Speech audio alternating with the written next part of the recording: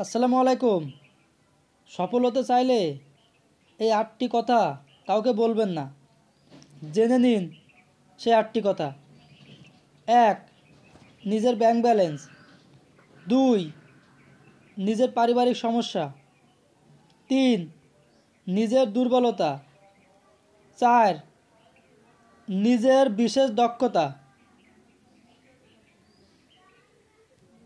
৫. নিজের শত্রু। ৬. আপনার ভালোবাসা। ৭. আপনার ভবিষ্যতের লক্ষ্য। এবং ৮. আপনার পরবর্তী প্ল্যান। এই ৮টি কথা আপনি কাউকে শেয়ার করবেন না, তাহলে আপনি পরবর্তীতে সফল হতে পারবেন ইনশাআল্লাহ। Stay tune for more.